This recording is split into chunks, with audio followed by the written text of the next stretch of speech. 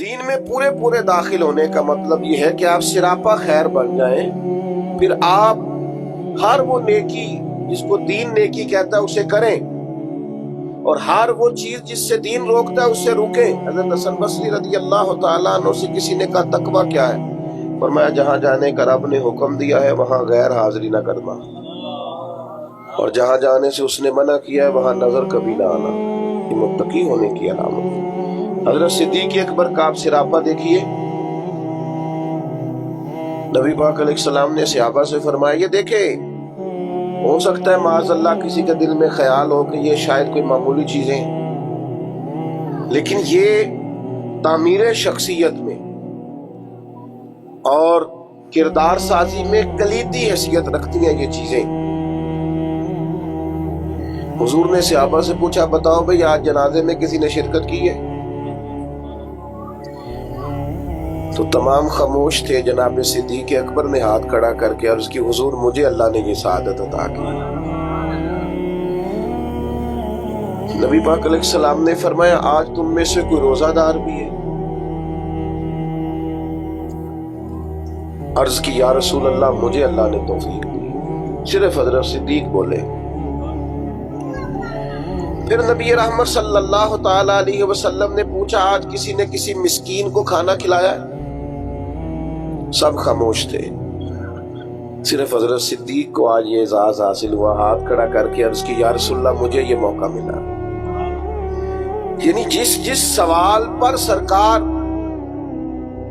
استفسار کرتے اسی سوال کے جواب میں جناب صدیق اکبر ہاتھ کھڑا کر کے کہتے یا رسول اللہ مجھے یہ موقع ملا۔ آپ بات کو سمجھیں، جب دین قبول کر لیا پھر سراپا نیکی بن جائے، پھر جو بھی خیر کا کام حضور علیہ السلام نے فرمایا کسی نیکی کو بھی معمولی نہ سمجھو، کسی نیکی کو بھی معمولی نہ جانو، یہاں تک کہ کچھ نہ ہو سکے تو اپنے بھائی سے مسکرا کے بات ہی کر دو۔ حضرت صدیق اکبر رضی اللہ تعالیٰ عنہ نے دین کے اس فلسفے پر حقیقی طور پر عمل کیا، اور ہر خیر کو ہر نیکی کو دوڑ دوڑ کے حاصل کیا۔ اسی لیے سرور کائنات علیہ السلام نے فرمایا قیامت کے دن کچھ روزہ دار ہوں گے، انہیں جنت میں ایک روزے داروں کا دروازہ ہے وہاں سے آواز دی جائے گی روزے داروں ادھر آ جاؤ، اس دروازے سے گزرو۔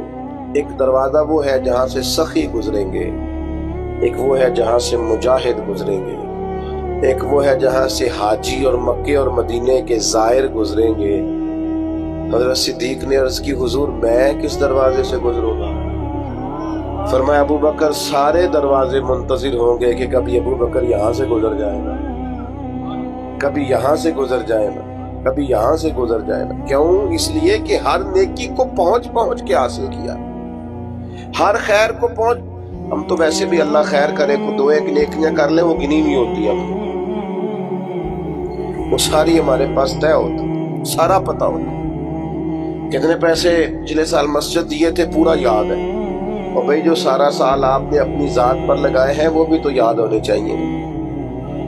نیکیوں کو لوگ گن گن کے شمار کر کے رکھتے ہیں جو بھولنے کی چیز تھی، اور معاذ اللہ جن کمزوریوں کو غفلتوں کو یاد کرنا تھا انہیں بھول جاتے ہیں۔ تو حضرت صدیق اکبر سراپا نیکی بن گئے، سراپا کلمہ پڑھا تو ان کا وجود سراپا ایمان تھا، سراپا خیر تھا۔ کوئی بھی ایسا کام نہ کریں جس سے محسوس ہو کہ ہم وقت ضائع کرتے ہیں، ہمیں خیر سے وابستگی نہیں ہے۔ جو نیکی ملے فاستبقوا الخیرات، نیکیوں میں آگے بڑھ جاؤ، کوشش کریں کہ جلدی جلدی اپنے لیے خیر جمع کریں۔ لمحات بکھرتے جا رہے ہیں، وقت اپنا دامن چھڑاتا جا رہا ہے، زندگی سمٹ جاتی ہے، اور ہم دیکھتے ہیں کہ جلدی جلدی سکڑ جاتی ہیں چیزیں اور انسان کے ہاتھ کچھ بھی نہیں آتا۔ تو کوشش کی جائے ہمیشہ خیر جمع کرنے، بڑھ چڑھ کے نیکیاں کرنے کی۔ نبی کریم علیہ السلام نے فرمایا جنتیوں کی 360 علامتیں، کسی میں ایک بھی پائے جائے تو جنتی ہے۔ آپ کی توجہ ہے میری بات پر؟ کتنی علامتیں؟ کسی میں اللہ کا ایک دعا مانگنے لگا وہ آمین کہنا ہے، اللہ کرے آپ موبائل کم دیکھیں اور میری بات زیادہ سنیں، آمین تو کہہ دیں، دعا میں تو شامل ہو جاؤ یار، دعا مانگی ہے۔ ان 360 یہ ساری وہی نیکیاں ہیں جو پھیلی ہوئی ہیں، خیر کرنا، پیار کرنا، عبادت کرنا، مخلوق کی خدمت میں مشغول رہنا۔ فرمایا جنتیوں کی 360 علامات ہیں، ایک بھی پائی جائے تو بندہ جنتی ہے۔ حضرت صدیق اکبر کا لہجہ ہمیشہ دھیما رہا ہے، بڑے وزادار تھے۔ فوراً عرض کی یا رسول اللہ میرے اندر بھی کو پائی جاتی ہے؟ وہ جو 360 نورانی علامات ہیں جنتیوں کی، تو کریم میرے اندر بھی کو پائی جاتی؟ نبی کریم نے فرمایا آپ کے اندر تو 360 ساری کی ساری پائی جاتی ہے، ساری۔ انہوں نے سراپا خیر کیا، سراپا۔ ہم بھی بڑے مصروف لوگ ہیں، کوئی پوچھے جناب کی کیا پوزیشن ہے، کہتے ہیں بڑا مصروف ہوں۔ تو اگر پوچھا جائے کتنی دیر مصروف ہے تو کہتے ہیں 6 گھنٹے تو موبائل پہ مصروف ہوں۔ یہ جو راتیں ہیں نا، لمبی راتیں سردیوں کی، یہ تہجد پڑھنے کے دن تھے، اور یہ چھوٹے دن تھے سردیوں کے، یہ روزے رکھنے کے دن تھے۔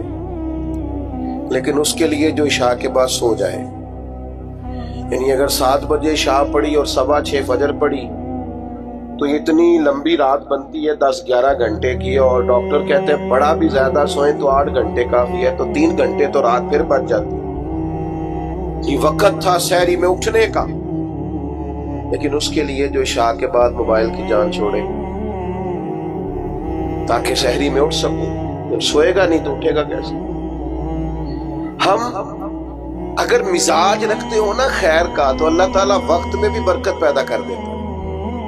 جو ہمارے بزرگ اتنی بڑی ضخیم کتابیں لکھ گئے، کتنی جلدیں ہیں ان کے وقت میں برکت تھی، وقت کو مینج کرتے تھے۔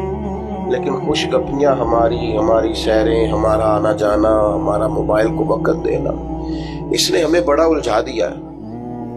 حضرت عمر فاروق رضی اللہ تعالیٰ عنہ بیان فرماتے ہیں، کہتے ایک نابینا بیوہ اور بے اولاد خاتون تھی مدینہ منورہ میں، تو میں اس کے گھر کا کام کاج کر دیا کرتا تھا۔ وہ ایک دن میں گیا تو میرے سے پہلے ہی کوئی بوڑھی اماں کے گھر کا کام کر گیا۔ آپ غور کیجئے گا، یہ مختلف انداز میں روایت مختلف جگہوں پہ ہے۔ صاحب کنز المال نے اس طرح لکھی ہے جس طرح میں بیان کر رہا ہوں۔ کوئی مجھ سے پہلے سارے کام کر گیا۔ بھلا کام کیا تھے؟ گھر میں جھاڑو دینا تھا، برتن مانجنے تھے، پانی بھر کے لانا تھا۔ کوئی مجھ سے پہلے کر گیا، اگلے دن گیا تو پھر کوئی مجھ سے پہلے کر گیا، تیسرے دن گیا تو پھر۔ اب میں نے کہا ڈھونڈوں تو صحیح بندہ کون؟ فرماتے ہیں کہ میں چھپ کے بیٹھ گیا کہ میں دیکھوں تو صحیح کون ہے جو مجھ سے پہلے آتا ہے۔ تو کہتے ہیں سحری کا وقت تھا، امیر المومنین، خلیفۃ المسلمین، جانشین مصطفیٰ کریم صلی اللہ تعالی علیہ وسلم، حضرت صدیق اکبر کا دروازہ کھلا۔ بیان ہو کس زبان سے مرتبہ صدیق اکبر کا، کہ محبوب خدا محبوب ہے صدیق اکبر کا۔ حضرت ابوبکر صدیق رضی اللہ تعالیٰ عنہ کا دروازہ کھلا، امیر المومنین ہے، عالمی سطح کے کام کرتے، ایک بہت بڑی اسٹیٹ کے سربراہ ہیں، ایک اتنی بڑی اسلامی سلطنت کو لیڈ کرتے ہیں، لیکن اتنے بڑے ہونے کے باوجود یہ ذوق بھی برقرار ہے کہ کسی کے گھر میں جھاڑو دے سکتے ہیں تو دے دیا جائے، کسی شخص کے گھر میں اگر برتن کسی بوڑھی کے مانجنے پڑے تو کر دیا جائے۔ فرماتے وہ میں نے دیکھا تو حضرت صدیق اکبر تھا، سراپا خیر تھا ان کا وجود، سراپا خدمت تھا۔ ساری زندگی گزر گئی مذہب پہ بحث کرتے لوگوں کی، اس پر بھی بحث کر لو، اس پر بھی بحث کر لو، اس موضوع پر عمل کب کرنا ہے؟ ساری زندگی ابحاث ہوتی رہیں گی، ساری زندگی صرف یہی مزاج ہوگا کہ دین کا کوئی موضوع ملے چلے علماء کریں گے حقاق حق کے لیے کبھی بات کرنی ہوگی، لیکن عوام کے اندر جو اتنی بحث ہوتی، عمل کب کرنا ہے؟ ساری زندگی صرف ابحاث ہوگی۔